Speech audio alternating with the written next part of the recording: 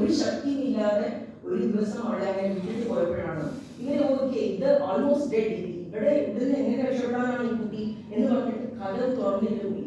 ഈ തുറന്നിട്ട കഥയിൽ കൂടി ഇത്രയും ക്ഷയിച്ചു പോയ ഒരു ശരീരവും കൊണ്ട് 7 അടി ഉണ്ടായിരുന്നു ആ കോമ്പൗണ്ട് വാൾ.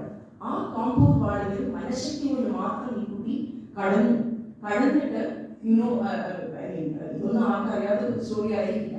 ആ കുട്ടി നോബൽ പ്രൈസ് വാങ്ങിയെന്ന് വെച്ചാൽ ഇപ്പോൾ ആ കുട്ടിയുടെ നാദിയാസ് ഇനിഷ്യേറ്റീവ് എന്ന് പറഞ്ഞിട്ട് ഒരു ഫൗണ്ടേഷൻ ഉണ്ട്.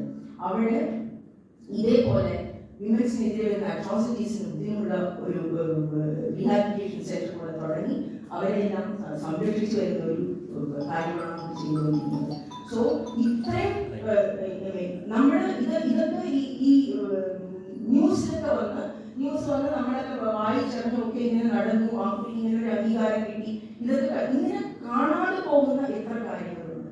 ഇപ്പൊ ഇതിൽ പറയുന്ന ഒരു ഈ രേവക്ക ഇങ്ങനെ ആരോ കബളിപ്പിച്ച് എവിടെയോ വിപരീതമായി കൊണ്ടുപോകുന്ന ഒരു സന്ദർഭത്തിലാണ് രക്ഷപ്പെട്ടു വന്ന് ഇങ്ങനെ ഒരു സ്ഥലത്ത് അവിടെ താമസമാണ്.